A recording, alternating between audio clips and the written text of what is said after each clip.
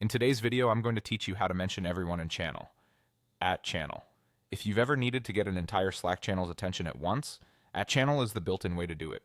It's designed for important, time-sensitive updates where you don't want anyone in that channel to miss the message.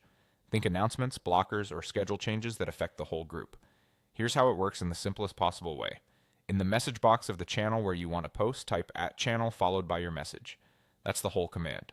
Place @channel right at the start if you want it to be extra clear, then write a short, specific note about what people need to know or do. For example, lead with the key action or deadline, and keep the tone concise so folks scanning notifications instantly understand the takeaway.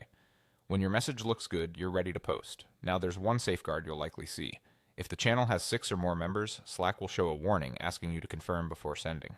This reminder is there because @channel notifies a large group at once.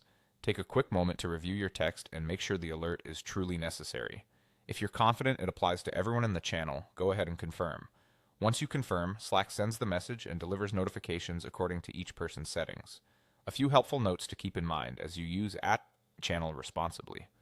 Notifications respect individual preferences, so people who have muted the channel or customized alerts might not get a push notification, but they will still see the tag in the conversation.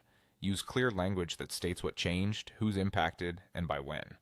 If there's a link or file people need, include it directly in the same message so they don't have to hunt for details.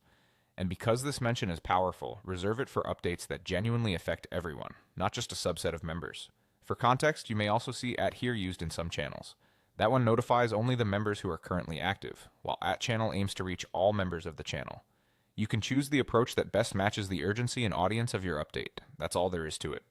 Type @channel with your message, confirm the alert if Slack prompts you, and your whole channel will be notified.